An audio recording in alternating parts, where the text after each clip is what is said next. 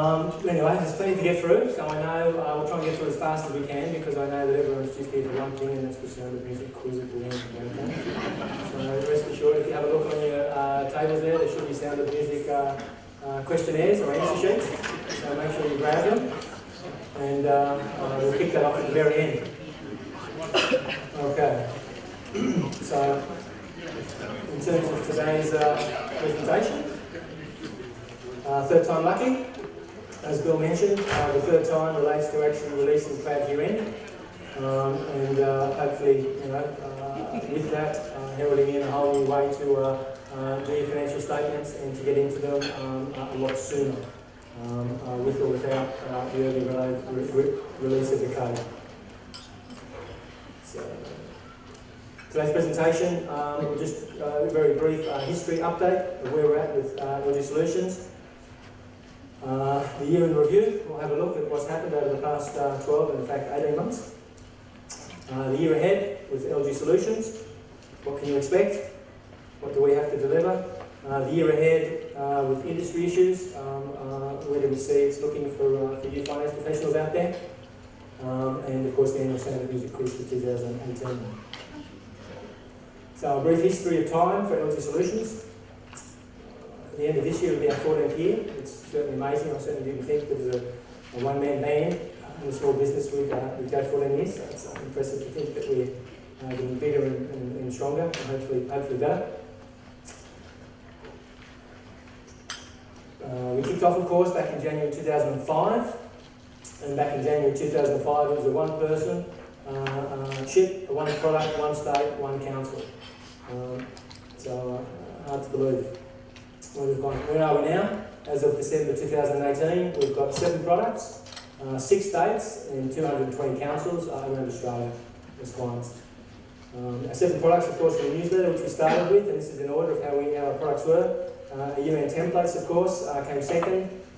Employees lead entitlements, a very small product, came third. Long-term financial plan kicked in. It was the introduction of manual, came on board with LGF18 primarily. Fees and charges kicked in, and is now our fastest growing product ever in 4th year, and nearly 100 councils on board. Analyzer was our first cloud product, and I'll show you later on some really exciting innovations that we've got for the Analyzer.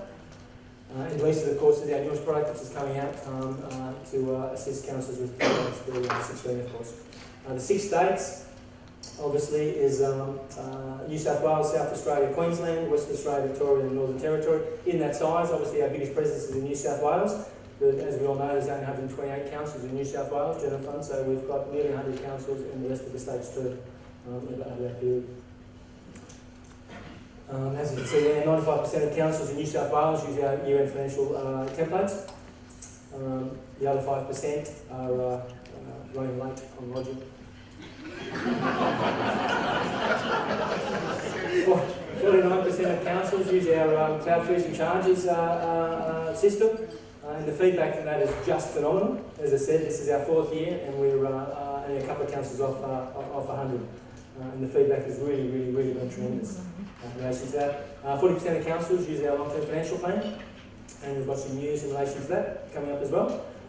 South Australia was probably one of our last states that we went to a few years ago, and have now moved up to 2nd place. With 50% of councils there use our financial statement templates, and surprisingly enough, of that 50% that use our templates, 99.9% of them use option 4. They all just love option 4, which is the automatic update to your council's general ledger. So quite an interesting take up there from that. That's the history of where we are. It's the history, it's the reality, it's where we are right now. The secret of our success, why are we sort of punching above our weight level with 220 councils and only 7 staff? We think design and build specific local government products from the ground up. Every product that comes to you has been an idea in one of our heads. We're hands-on with our customer service. I think the product guru who looks after that product is the one that you'll talk to on the phone. We don't have service centres or call centres or whatever. The person you deal with is the person that's probably developed the product and certainly owns the product. So I think that's one of the reasons for success. We're certainly passionate about local government finances and financial reporting. I think that's pretty clear in how we respond to everyone, in how we conduct ourselves. We're all accountants, local government professionals and/or past local government auditors. We're not programmers, you know. So I think that's also a big plus as to where we are. And we're 110% pedantic, or even more so, in terms of look, feel, presentation, and functionality of the products we've got. You know, and we thrive on positive feedback. So we try and make sure our products really, you know, hit the mark all the time. And we certainly don't just rest on the product that we've got. We're always trying to improve it. We're always trying to innovate on it and make it better, make it more efficient. So we certainly don't rest at any stage with any of our products. I hope you'll all agree with the year end when it comes out. There's something new, something different, something that's better. So we certainly don't sit back and do nothing for a year. Constantly trying to raise the bar for ourselves and make stuff better for you guys out there. So up until June 2018, of course, Manual was the no-code Excel programming came on board. All the whiz-bangery that are in our Excel spreadsheets comes from Manual. No doubt about it. He's certainly taken all our products to a different level on the spreadsheets. The third man was John O'Connor, who came on board and looked after our non-New South Wales councils. The slaves, of course, came on board 5 years ago. The twins, Ivan and Augustine. Sorry, Augustine and Ivan, I should say. There's a lot of sibling rivalry there between them. They formed the night shift with myself over in Europe, in Vienna. And no doubt about it, I certainly have to public acknowledge the two of them in terms of they're the rock now behind the year-end financial statements. You know, a lot of the emails that are tooling and backing and throwing are coming through those guys. They've certainly taken that role of being the custodians of the year-end to heart, and they're doing a fantastic job. Oops, daisy. Cross-dresser. The Maltese Falcon, of course, was Tony Pizzuto. Who had 25, 30 years in local government, up to Director of Finance with Willoughby City Council. So he came on board to look after the business development side of things, to liaise with councils, to anyone who was interested in other products, he would be the one. I must admit, now that he's been on board for 3 years, I can't believe that we managed to do all that sort of business development stuff ourselves, as well as doing all the products. He's been a tremendous asset and has taken a lot of pressure off us to continue on developing our products and doing customer service. So that he can get on with looking after councils that are interested in our products. So, of course, that was it up until June 2018. The 6 of us, an all-male group, of course. But, of course, we decided from 2018 that we were going to change that. From June, in fact, it was. We came in a bit earlier. And we became a Magnificent 7. And we brought on board Michelle Curran from 10, 11 years of local government finance with Junior Shire and Riverina Water. She's based in Wagga, so our first employee who's based in the regions. So it's certainly baptism of fire. Michelle came on board in June as we were just rolling out the financial reporting templates, and then was involved with all the year-end formatting as well. So certainly it was an interesting perspective for Michelle to see this from the other side of the desk and that sort of stuff, and to see what we have to go through to actually keep up with everyone in terms of year-end formats and midnight formats coming through, etc., etc. So it's been great to have her on board. She's certainly been a pressure release for the rest of us, especially Team Europe, who generally look after all the formats. And I'd certainly at this stage also like to make a public apology to Tony and his little pony. Okay, he always cops the little jokes, LG Solutions. He wasn't happy when he saw that in the newsletter. So, unfortunately, he's not here. He's doing a fees and charges demo with Victorian Council online. But anyway, you can all mention to him afterwards. I publicly apologise for my small jokes in this small town. Okay, but I think what you can see from all that is that we have a bit of fun together. We're a great crew. Between the 7, as I said, there's 4 on a day shift. In Australia, Manuel, John, Tony and Michelle, 3 on the night shift, Augustine, Ivan and myself. And I think we work on the Hotel California principle. If you know the song, you can check out any time you want, but you can never leave. No one's left LG Solutions. I think that's also one of our reasons for success. in terms of continuity of our people, our products, and the customer service to the staff, to the client, sorry. So hopefully that continues on. And I certainly couldn't ask for a better team behind it. Sound of music, believe it or not, number one. There's a couple of these before we get into the quiz. It's not a quiz question, but can you believe that the following actors were considered to play the captain? Bing Crosby, Yul Brynner, Sean Connery, and Richard Burton. I can maybe imagine Richard Burton as captains on track, but I'm not too sure about Bing or Yul, or Sean Connery with the Scottish parade. Okay, the year in review. I just want to go through Code 26, of course, which was for year-end 17-18. A quick look at, quick think about the year-end templates.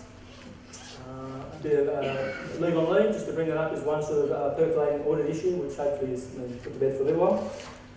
Of course, we bring out the newsletter every month, so I'm sort of, I like to get a headline on the front of the newsletter every now and then, a bit of hyperbole. So certainly last month, or was it October, went with an article, is the year-end process broken? And I did follow it up though with not just being negative and saying, okay, well, how do we go about improving the year-end process? So we'll run through that. And then we'll go through the LGF analysis, looking at some of the facts and figures that are surprising across Council's finances. I think Carla mentioned it before about, with financial statements and that sort of stuff, and no one looks at them and reads them and does stuff. I think one of the issues there is that we probably don't tell the story well enough in terms of the finances. I think individually as councils and also as an industry, there's certainly some good news out there in terms of where we've been, where we've come, where we're going, and we certainly, there's no one's mentioning anything about council. The only time council's finances get mentioned is when fake news gets put out by ministers and the likes in terms of councils are collectively making $1 million losses a day. That's the only time you hear about financial stuff when it's bad news. There's a lot of good news out there, and a lot of good news that comes from the analyser and from the analysis that we do and put in the newsletter. So I'll run through some of that, but it also raises issues that there's a lot of inconsistencies out there as well, which at some stage, hopefully, with the audit office on board, and having an overview across, we can maybe get to the bottom of some of these issues. So the code number 26, of course, the release date was pretty good, December 17. It's only was the best release, I think, of a code. It's been beaten this year, of course, with the November release. Unfortunately, again, best release of a final code was the 18th of April. But as you heard me up here on the stage before, I really believe that we should be getting a code out in January and February. There's, in my opinion, no reason that can't be the case. Code revamp, there was a major code revamp, as we all know and lived and went through for year end 17-18. And as a result of that, of course, and as an April release of the code, 8th of April, we've got to then start thinking rather quickly as to how do we go about handling both the new note layout, being flexible with the note numbering, which is, as we all know, and maybe not necessarily love, the note numbering system in there, and embedded accounting policy disclosures all through the notes. So we had to quick think and do all that. I think we were successful with doing that.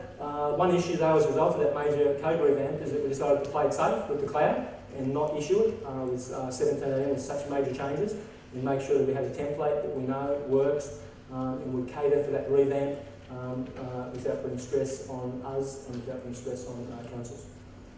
The code issues, of course, that came out with this, if there's no balance, there's no note to be displayed. I'm not a big advocate of that. I think you know that through the newsletter and through my submissions.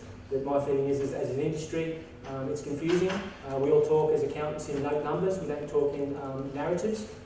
We all knew the IPP was note 9A, etc. So I'm certainly hoping that there's still opportunity for that to be redressed with the codes. Again, I think that in some cases, when there's a note which has a nil balance, or something saying why there's a nil balance, that actually tells more of a story than not being in there at all and being hidden. So that's an issue. No restricted asset note for IPP&E, note 9B of course it was. It was taken out, where there's no more disclosure of water fund, sewer fund assets or domestic waste management or any other restricted assets you've got. I find that for the most material number in Council's balance sheet, infrastructure, property, plant and equipment, that we don't disclose in the GPFS those restrictions for assets, and yet we disclose all the restrictions for note 6, all the restrictions for note 7, all the restrictions for note 8, 10, every other note gets restrictions, but the biggest number we're not showing at all. But of these figures, some of these are specific purpose assets that we can't sell and use for any other purpose. So again, work in progress maybe. Bugbear of me, continued disclosure of rental income as other revenues. We've got user charges. Rental income is a user charge. Why on earth it sticks in other revenues is beyond me, despite numerous submissions. A removal of a series of mandatory line items throughout the code. A little bit frustrating that when we look at this year's draft code, all those minimum line items have come back in again in relation to it. Go back here. Okay, sorry, audit issues. The late receipt of audit reports despite an early preparation of the financial statements. Again, this is something that maybe councils have to be proactive in the industry. There's a lot of scorecards out there in relation to how you perform during the year-end process. The question is, should there be performance targets on the auditors and how they perform? If they are, they're certainly not being collated by anyone in the industry. Late changes requested to the presentation of the disclosures within the financial statements. That's been a big bugbear, where despite having 2, 3 or 4 sets of financial statements right at the death knell, something comes back to say, hang on a minute, we want this changed. And again, part of this is also looking at the councils and saying there's certainly councils out there and finance managers that say, we're just not going to do that, standing up. There's other ones that are saying, okay, well, we'll go back and we'll change them. So these late change requests are certainly killing everybody. A quote came from a council recently which was being subject to 3 different audits and auditors. There's the audit committee these days who are having a bigger hand and say. There's obviously the contract auditors, and then there's the audit office themselves. So there's no longer just one auditor dealing with 3, and maybe they all have different opinions. So certainly a big issue that we have to face. Timely feedback and resolutions to audit issues, that's certainly something that's becoming feedback back to us, is that in terms of getting feedback from the auditors of issues or things that have to be changed or required to be changed or suggestions, there's a lag process in that. Contract auditors don't want to jump the mark themselves, they want to go and talk to the New South Wales Audit Office and it comes back down the line. That's certainly something that should be looked at. A lack of consistency from auditors in relation to the presentation and disclosure of late and breaking industry issues, not just individual council issues, but industry issues. It was certainly mentioned today with the LGSS deficit note, where we had audit directors, New South Wales Office directors had completely different ideas as to where that should go. Note 1, Note 4, Note 4A, employee costs, the provisions note, contingencies note. It was in about 5 different places, which was just, it doesn't make sense for an industry-wide issue. So a couple of other quick presentation issues, which I'll just share with you. As you can see here, here's the council's income statements. This was last week. You can see we've got net gains from the disposal of assets, but they've got no note in relation to it. They've got borrowing costs of $293,000, but they've got no note in relation to it. Those notes, of course, are minimum requirements, but the auditor in this case demanded from the council that there should be no notes for these line items because the amounts aren't material. Same council, inventory, $700,000, there's no note. So is it swimming pool inventory, is it works inventory, is it land for resale? Again, there was no note. They were requested to take the note out because it was material. And there's $300,000 worth of other there, other assets, current, non-current. What are those other assets? No idea, because there was no note put up because they were told to take it out, it wasn't material. So just, again, I talked to Sonia beforehand that maybe the code should be changed to say that if there is an amount on the primary financial statements, on the income statement or the balance sheet, then as a minimum the note has to be disclosed and get away from this whole thing. If we follow what happened here, isolated case, but if we follow what happened here, every line item on the income statement and every line item on the balance sheet would be immaterial when it's compared to property, plant and equipment. So why bother having anything but primary financial statements?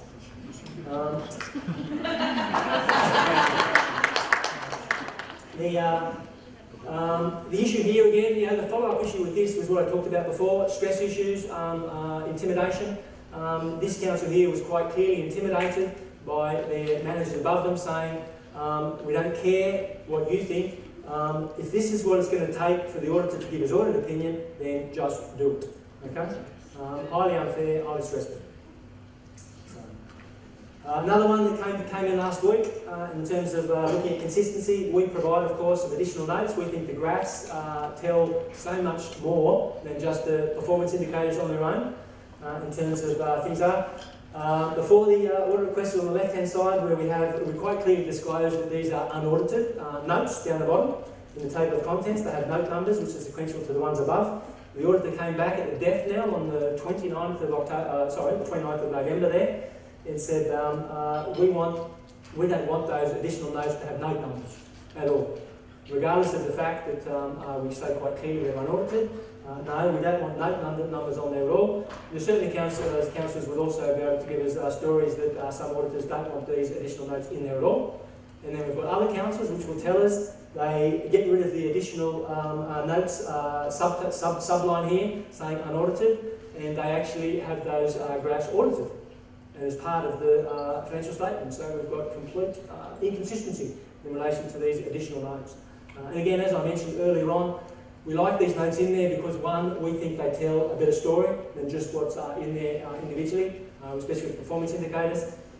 As I said, we like to innovate as opposed to just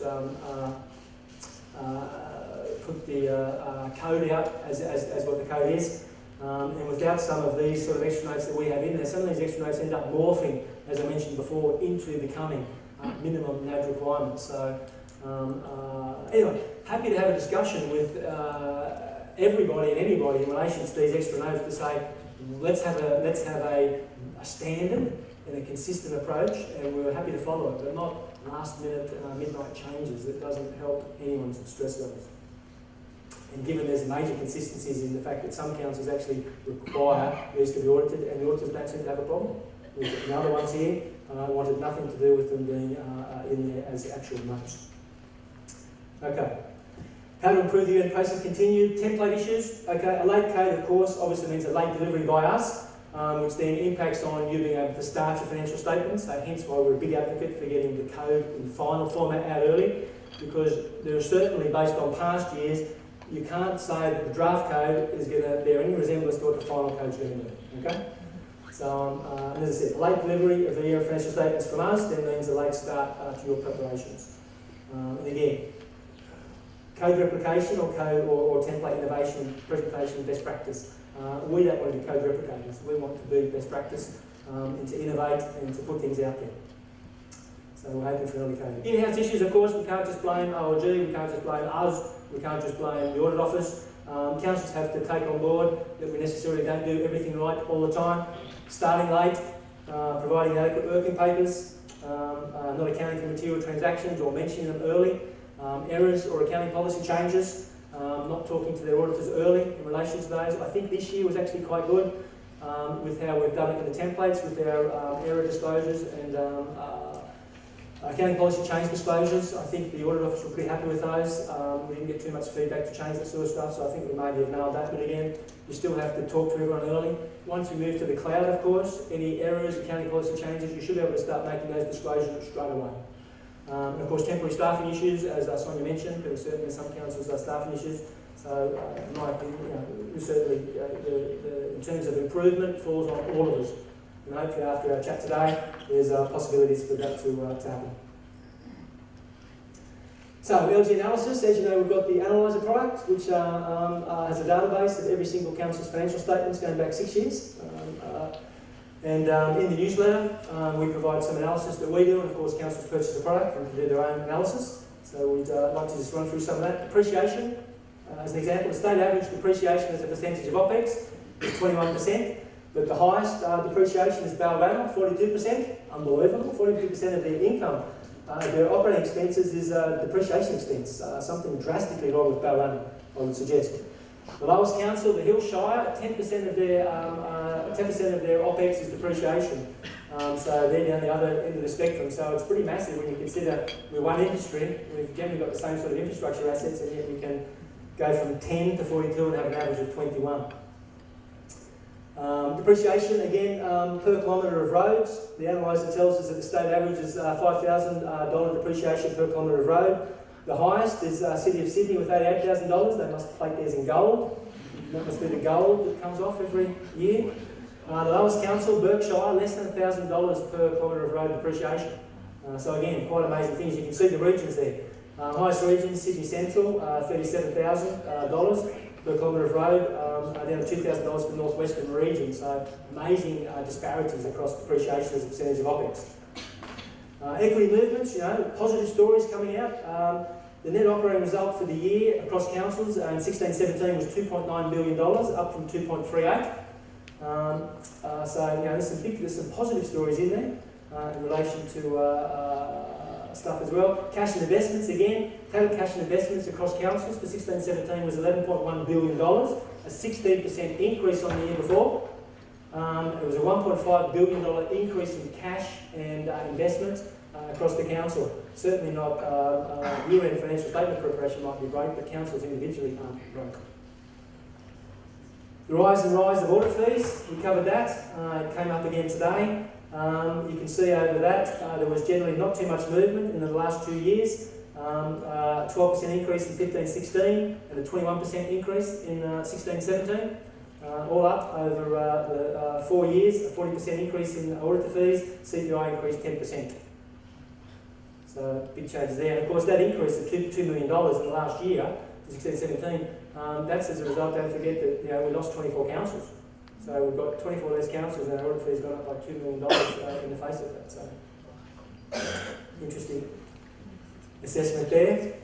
Let's keep on. Infrastructure write-offs, I talked on this last month's newsletter. We replace and renew so much assets every year, infrastructure assets, yet only 56 councils throughout the state actually wrote off any infrastructure through the profit and loss. So that must mean that every council renews or replaces their assets when they've got zero written down value. It can't be the case. But as you can see here, the average write-off is only 3.9% of assets purchases, so it means that effectively your written down values are 3.9%. I just can't believe that that's the case. So why, every council has renewal assets, renewal infrastructure, and replacement infrastructure, why only 56 councils write it off and the other the other 72 councils don't write off any infrastructure is a question I think has to be answered. You can see there, infrastructure write-off was $149 million in the 16-17 year, but the infrastructure purchases for infrastructure was $3.8 billion. So we replaced $3.8 billion of infrastructure and we only wrote off $149,000. So maybe asset management systems are really working these days. And we're replacing right on written down value of zero. So I think it's an issue we have to look at from a credibility point of view.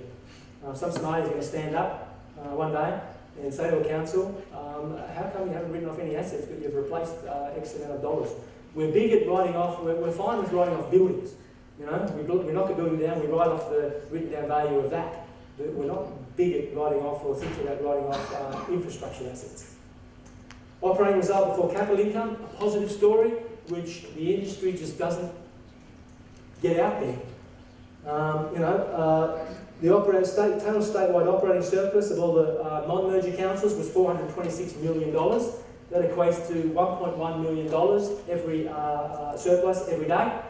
There's certainly not a $1 million deficit every day that was being bandied around. These figures here are excluding the in-advance FAG grant, okay? So the figures would be better on paper than they are.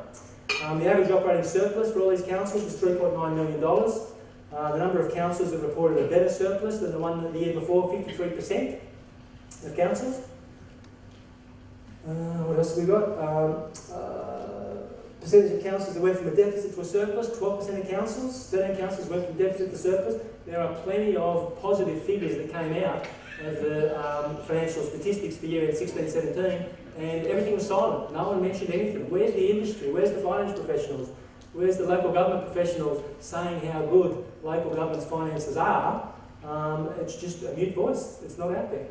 We try and sprout it in our newsletter, but we're talking to the converted maybe. Look, as we mentioned before, we're just not good at getting the message out. These sort of numbers should be getting out there by, where's the local government, New South Wales, LGF New South Wales? No one says a thing. They're too scared to, because the first pushback is, well, then you're charging us too much.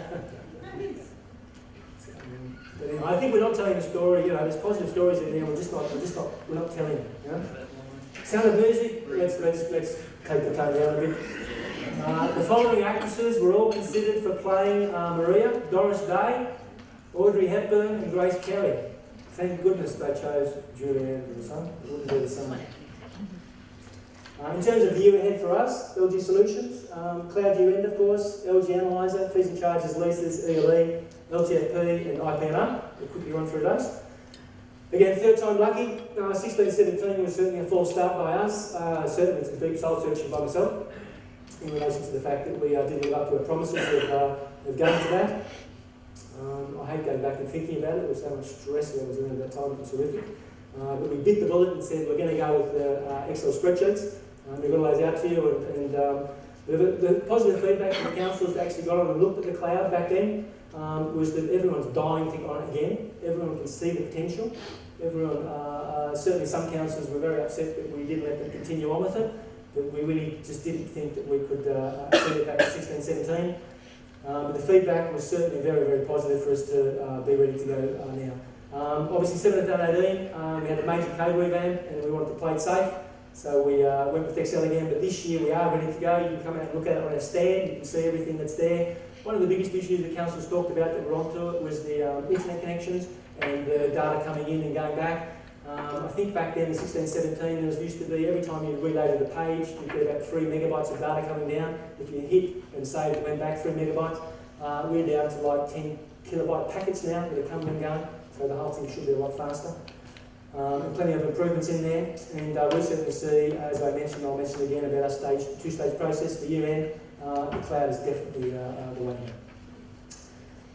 now. Again, the cloud, when it comes out, hopefully we'll start releasing it in January. So every council hopefully by in January will be live and ready to go. It's going to be ready to go. All your last year figures are going to be in there, no different to the spreadsheets. All your last year, all your line items are going to be in there. The line order is going to be in there. All your embedded accounting policies will be pushed there. We'll work with the councils to get all your policies that you've disclosed in there so that they're all ready to go as well. So that's what we'll be doing with you. The data entry, again, oops, daisy. Again, the cloud, you can, option 1 to 3 is now just all together, manual entry. Option 4, trial balance uplift. Still the ability to do manual adjustments, still the ability to do roundings. And the beauty with option 4 is if you've done a mapping of your ledger to your financial statements, any day of the week you should be able to produce a set of financial statements. Okay? So any councils that aren't using option 4 at the moment, you should certainly consider it and come and see us. Definitely, no doubt about it. It was mentioned by, I think, the girls from the audit office that month end should just be another year end, or year end should just be another month end. We certainly, to the opinion that councils should be able to produce financial statements at the end of each week if they wanted to. Year-end benefits, of course, multiple users. You'll be able to get people and your staff being able to do certain sections or certain notes. Real-time formatting, there's no need for you to come back and send the format files back to us for formatting. We'll be able to do that real-time. More choice on to include, exclude, stored orders, format. More back-end assistance. By not formatting, it frees us up to actually look at your financial statements and say things look a bit strange or help out. A lot more, excuse me. And more time, again, the whole goal is to be able to start your year end the day you finish your last year end, regardless of when the code comes out. We certainly believe with Cloud year end that councils should be able to roll their financial statements over and still work on their disclosures, their presentation issues, any new issues that come up. We'll work in the back end so that when the code comes out in final format, we can switch a button so that all the information that you've put in for the current year will flow through to the new look of the financial statement. So we certainly, regardless of a late code coming out, you should still be able to get into financial statements as soon as your last set of financial statements are actually finished. Two-stage process, I talked about it up before. I think this is where the industry should be going. I think you're going to get, I've said there, year-end pressure release. And I think from November to June, it should all be about the format and presentation. And I certainly think you shouldn't just be happy with the format and presentation yourselves. You should get sign-off from your audit committee, and you should get sign-off from your auditors, so that format issues are not a discussion after 30 June. Okay? Stage 2 is all about the numbers, so from the 1st of July to the 31st of October. There's no more format surprises because you've had those kicked off up to 30 June. It should just all be about the numbers. Okay? And if it is all about the numbers and that's it, and you're able to use a set of real-time financial statements, then I think things should be a lot easier to do, you know? A lot more manageable. So I certainly advocate. I certainly think that with this two-stage process and with councils getting into cloud year end, there is no reason that a lot of councils should be finished by mid-July with their financial statements.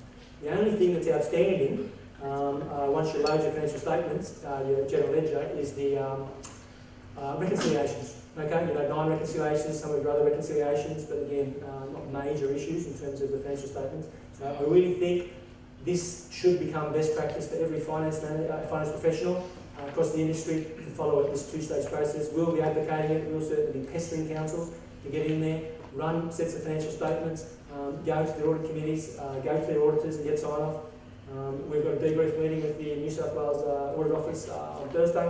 We're going to raise this two-stage process as well with them and try and get some sort of sign-on from them as well, and to advocate, to be expecting their councils to be providing a set of financial statements on format and presentation for them to sign off before 30 June.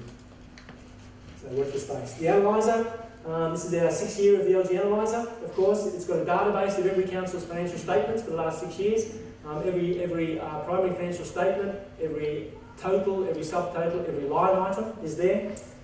So councils now have 7 years of financial statements, 7 years of financials in one place. 3-in-1 financial tool for councils. You can one-click presentation of your council to see your financial trends for the last 7 years. You can compare and contrast, of course, your results to any other council. You can compare and contrast and analyse your results to any region, all the other classification councils or state averages, or any group you want to decide. And you can eliminate size, of course. Again, you know, big councils have big numbers, small councils have small numbers. But if you start doing it by relativities, by population, by ratepayers, by percentage of OPEX, you start seeing these relativities and size gets eliminated. And as I showed you some of the analysis before, all that's available on your desktop at the click of a mouse. Again, as you can see, there's a snapshot when you go into the the analyzer. You can see your ranking across the whole number of line items and performance indicators. You can see the dollar amounts, the percentages of your council relative to what the average of the region, the classification and the state averages. Again, across the whole incomes, expenses, or your performance indicators, employee numbers and whatever. You can also then move away from the snapshot and actually start looking at things yourself. Do you want to compare just your council? Do you want to look at another council and compare to them? Do you want to look at your primary financial statements or special schedules, water fund, sewer fund, or general fund? And again, within each of those categories, you can then go down to various line items of income and expenses and assets and liabilities. The tool is, we were really happy with this tool as it stood. And as you can see here, here's Ballinashire, for example. You can see, there's no other tool out there which gives you 7 years of financial information for your council. Okay, your general ledgers don't do it. You can see here, Ballina Council has gone from net operating result before capital, a deficit of, 10 million, and to this year a surplus of 6 million. Again, in terms of telling a story and a narrative, 7 years worth of financial information is there, audited financial information is there for councils to look at and to use and tell a story. We were, as I said, we thought the analyzer was really good up until this last year, and then we had a moment of inspiration and thought maybe we could take it a step further, and rather than just showing tables and numbers from 1 to 128, we could show a graphical interface of all the councils across the state and all these relativities and ratios and whatever else. And so that's what we've done, and you can see it here. You can see here, oops, if I just come back, you can see here we've got the operating performance results, so the first ratio in your financial statements. You can see red means the councils that haven't achieved the benchmark, green is the councils that have. The varying levels of red shows you who was better than someone else that stood in achieving the growing levels of green. Shows the green show who was the best versus who wasn't. So it just takes a whole new dimension to looking at the figures and seeing what it tells you and where. Councils are complying or not complying with ratios, but it's not just about ratios as well. It's any figure within the analyser, you can then do a mapping of it. Again, so that's a very quick graph that you just have to click on. It comes up automatically. You can see we've got a filter on the graph as well. You can look at all councils. You can look at councils just in graphically, just in the region that you are. You can look at all councils within your classification to see where you sit relative to them. And then you can say, okay, let's look at the 10 highest councils for this ratio around New South Wales, and let's look at the councils with the 10 lowest ratios, okay? You can do that, as I said, for not just the KPIs, operating result before capital, any figure, depreciation as a percentage of something, you'll be able to do that as well and see those figures. So we're certainly really excited about where the analyser can go. Some of the other things we're doing with the analyser is rather than having a one-line drill down for income statement, balance sheet, cash flow, we're now going to provide a complete primary financial statement, which you can see on the screen. And we're also going to start providing in the analyser top 10 LGS relativities, things that we think are important for you to look at. You'll be able to just click a button, you won't have to think about doing it yourself. It'll come back and show you what we think are important things to look at. In terms of who should have the analyser, who should access it, traditionally we thought CFOs and finance managers and finance staff should be looking at it to see where they sit relative to everyone else and let's start asking some questions. SRB councils certainly take up the analyser in terms of using it as a case for why they should have a rate increase. But certainly with this new graphical interface, we certainly see a market of CEOs, general managers and directors being able to access this and see this sort of information, and audit committees as well. Certainly going to be a target. So everyone out there, if you want to give your GM, CEO or audit committee a Christmas present under the council Christmas tree, come and see us, okay?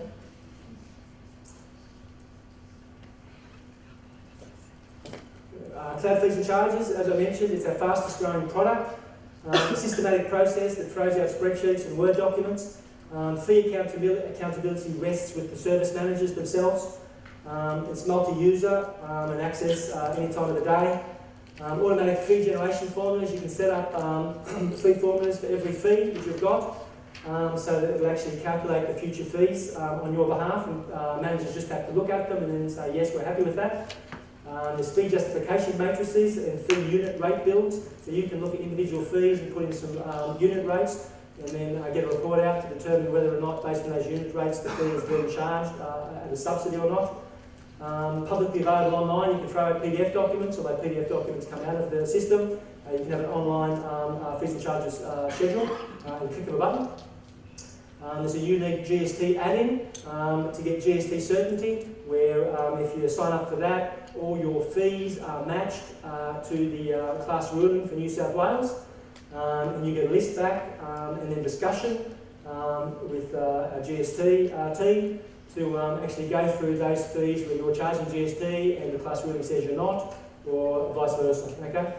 Surprisingly, the best council had about 1.8% error rate in GSTs. The worst case council is like 15-20% of their fees had wrong GST codes on them. Okay. So certainly a unique product, and again something where you buy in, you don't have to do any work, the information gets done and given back to you. We've now gone track with all our products, but it's certainly happening with fees and charges. Councils are saying we want to be able to link the fees back into our web pages. We want to link the fees back into our receiving system. So we've now developed a live link, which councils can now link their fees back into web pages or back into other systems. So that's now available. If you want to look at some statistics in terms of where we're at, 97 councils have taken up fees and charges, 85 are live for the last 3 years, 12 are implementing. Councils in New South Wales have taken up, 49% of councils now use fees and charges to really great feedback. We've got average 1,000 fees in every council that uses the product. The average number of users, so managers who are actually going in and approving the fees and reviewing them, 40. And average number of reports per council, again you can have all sorts of different reports in there, so there's an average of 5 reports in every council. At any point in time, finance aren't doing anymore. Finance are just looking at, overviewing. At any point in time, you can see which how many fees haven't been reviewed yet or looked at, how many have been locked away. You can send automatic emails out to all the managers who haven't looked at their fees. So the whole process of pulling it all together is really quite short and certainly not demanding on the finance staff. So certainly something worth considering. Cloud leases is our latest product that we're just bringing out. Certainly there's the requirement to start getting ready for leases, even though it doesn't come in until the 1st of July next year. There are Note 1 disclosures, quite strict Note 1 disclosures you have to make this year in relation to what the impact's going to be in dollar amounts. What this cloud lease is, what will it do? It's going to generate your 1 July 2019 journal entries. It's going to be one place to record all your leases centrally. It's going to manage all the accounting of your leases for you. It's going to give you the journal entries required for the lease liability and the right of use assets. One-click year-end disclosures for your financial statements. And one of the biggest issues is to undertake easily the lease liability and right of use asset remeasurements that have to happen every year if any of your leases are affected by CPI or market reviews. In terms of again, stage 1, stage 2 process, we certainly think that councils can start collecting the data now. We've got a spreadsheet for councils to collect the data and a working paper to suggest how you go about doing that, and a support service from us. Michelle is our leases guru. Stage 2 was once the data is complete, we will uplift it into the cloud, which will be ready in April. In April, May, June, you'll be able to start using the cloud leases to get all your information out, to get your disclosures out for this year, and to kick off with your accounting from 1 July 2019. In terms of context around Australia, the analyser tells us that 86 councils had operating leases, recorded operating leases in 16-17 to the value of $37 million. $37 million may not account to much, but that will become about $300 million worth of liabilities and right of use assets. So there's a lot of councils out there with operating leases which will have to be managed and reported and probably come onto the balance sheet. Finance leases, only 8 councils surprisingly at this stage have finance leases to $16 million. They stay on the balance sheet but again have to be reported and managed. So that's the context at the moment around leases. LGF18, Max or Light, the choice is soon going to be available for councils to have a Max version or a Light version. We won an expression of interest from the South Australian Local Government Finance Managers group down there to provide an LGF18 to South Australian councils. They wanted and loved our Max, our LGF18 that we had, which was rebranded as LGF18 Max. And the output, but they didn't want the input. They didn't want to have every council map into their general ledger, which is what our Max does. They wanted a light version, which had a lot more data entry at the top level, but all the flexibility to change numbers, but they just didn't want a one-to-one mapping to their general ledger. So we went live with that last month in South Australia to pretty good acclaim. And we're now going to certainly look at rolling out the light version to New South Wales councils, especially to the regional councils, the smaller councils, who may not have the time to map a one-to-one relationship. So certainly watch this space for LGFP. We've also got a beta version in the cloud of LGFP, both Max and Light. And our goal is to be live with that in 2019. And we're also looking at having QBRS adding as well in relation to that. Last thing here. Puma, IPNR, so IPNR, we're certainly looking at that space of trying to develop a truly integrated IPNR application which has your IPNR information, LinkedIn fees and charges information, LTFP information and QBRS information.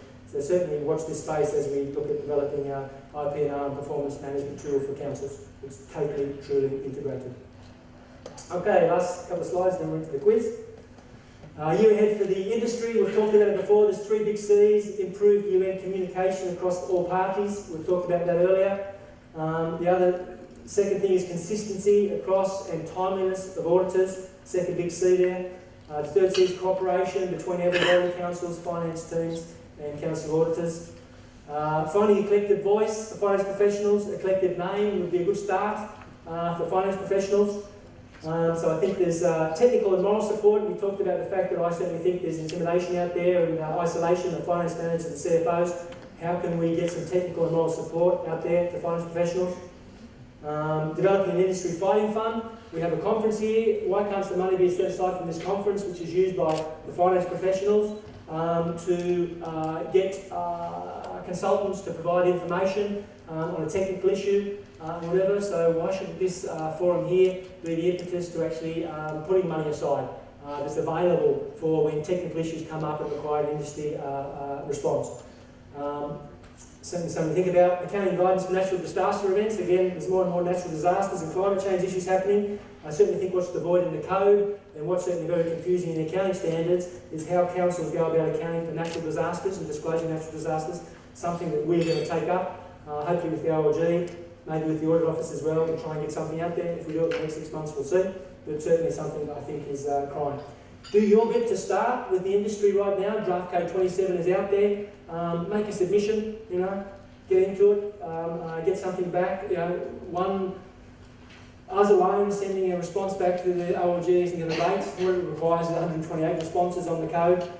Again, don't wait for the Auditor General to put out a questionnaire on how the audit was for this year. You know, send an email, send a letter back to the audit office now. Don't wait till the questionnaire comes out. And get involved with the financial executive, okay, as well. I think there's meetings on this afternoon. Don't stand back, you know, and start having some regional discussions on financial issues across your region. Okay, that's all the hard stuff. We'll get to the stuff you were all waiting for, okay? We've got 10 questions in relation to the sound of music. And we'll start now. If you've all got your bits of paper. Question 1, your mother, Abbas, sang which song in the sound of music? Did she sing Edelweiss, 16, 8 or 17? Did she sing I Have Confidence, or did she sing Climb Every Mountain? So which song in the sound of music did the mother Abbas sing? A, B, C or D, if you can lock in your answers. There'll be no disputes or anything else, arbitration. My decision will be final with the answers. Question 2, what is the Von Trapp children's uncle's name? What's the uncle in the middle there? Is it Johann, Georg, Max or Kurt? So what was the uncle's name in the sound of music? Johann, Georg, Max or Kurt? You can lock in the answers. We will go to question 3. Oh, sorry, not who long, but how long? How long is the Sound of Music movie? Is it 1 hour 34 minutes, 1 hour 54, 2 hours 34, or 2 hours 54? How long is the movie? A, B, C or D? And that's excluded as an intermission. Amazingly enough, of course, the Sound of Music has an intermission in the middle, so forget the intermission, just purely the actual film itself. Okay, A, B, C, D, we'll go to question 4. There were 7 Von Trapp children in the movie, of course. There was 10 in real life, 7 in the movie. Who was the Von Trapp family member that was 11 years of age? Was it Kurt, Marta, Friedrich, or Brigitte? So who was the 4th eldest kid in the Von Trapp family? You can see them there. I can't make the question, I can't make the answer any easier. You can see them there. Was it Kurt, Marta, Friedrich, or Brigitte? Okay, move on to the next question. How many Academy Awards did the movie receive? Did the Academy Award win absolutely no? Was it panned by the critics and win no Academy Awards? Did it win 2 Academy Awards, 5 or 7? How many Academy Awards did The Sound of Music win?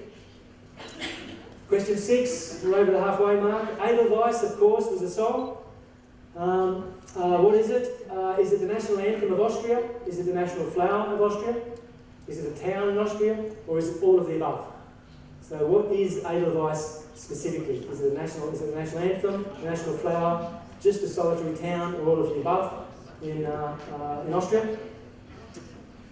Question 7, the original Sound of Music soundtrack sold how many records? Did it sell 10 million, 20, 30 or 40 million records?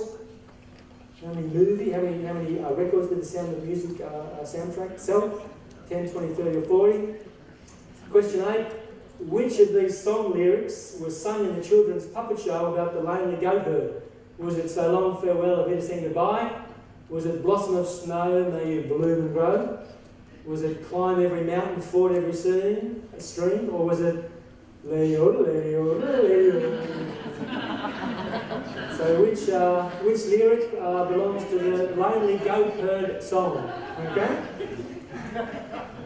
Question 9, second last. Adjusted for inflation, the Sound of Music film is the biggest grossing film of all time, the 5th biggest grossing film of all time, the 10th biggest film of all time, or the 50th biggest grossing film of all time. These figures are unaudited, of course. So, adjusted for inflation, where does the Sound of Music sit in relation to film, sorry. And the last one, which town does the Sound of Music take place in? Is it Vienna, is it Salzburg, is it Innsbruck, or is it Graz? So Vienna, Salzburg, Innsbruck or Graz, which of the towns in Austria does the film take place? Okay, if everyone's ready, we'll go through the answers, okay, and then we'll see how we go. The answers are, the Mother Abbess sang Climb Every Mountain. Okay, surely it wasn't 16, 18, 17, was it,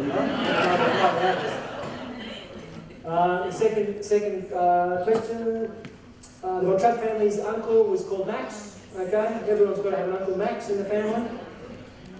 Question 3, 2 hours 54 minutes. So 2 hours 54 minutes, a pretty long movie, I should know. I look at it every year. Okay, for next year you should all look at it. Okay. Question 4, Kurt. Kurt was the fourth eldest child. So Kurt, so that was yeah. How many Academy Awards? 5 Academy Awards. He won, so it was a pretty successful film. 5 Academy Awards. Edelweiss is the national flower of Austria and protected. That's why I can't bring it into Australia. It's protected on the mountains, so it's the national flower. Question 7. Suspense. What was question 7? Can someone kick us on for question 7? Question 7, the original soundtrack music takes up how many records are sold? 20 million records were sold. So B for question 7. Question 8, which of these lyrics is sung in the children's puppet show? It was the last one. So that was the question. Question 8D. Question 9, second last, the penultimate. Adjusted for inflation was the 5th biggest grossing film. Not too bad, huh? Think of all the films in the world. That was the 5th biggest grossing film, adjusted for inflation. And question 10 is, drum roll, which town does the Sound of Music take place? It takes place in Salzburg, yeah? Magnificent, lovely city. Recommended. Salzburg. Okay.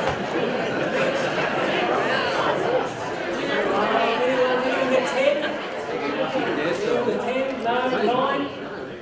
9, we've got Lindy with 9.